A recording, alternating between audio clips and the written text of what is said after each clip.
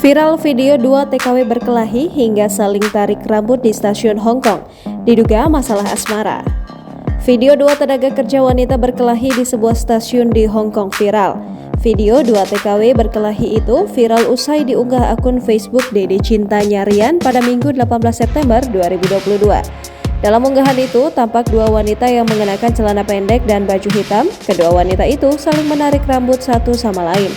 Mereka berkelahi di sebuah stasiun yang sangat ramai. Seorang wanita tomboy berambut pendek berusaha melerai keduanya. Namun rambut wanita tomboy itu ikut ditarik oleh dua wanita yang berkelahi. Keduanya cukup lama menarik rambut satu sama lain. Bahkan keduanya sampai jatuh ke lantai stasiun.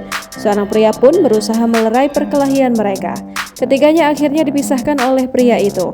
Video ini pun langsung mendapat banyak komentar dari netizen.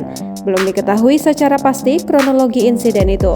Namun diduga perkelahian itu terjadi lantaran masalah asmara yang masih belum selesai.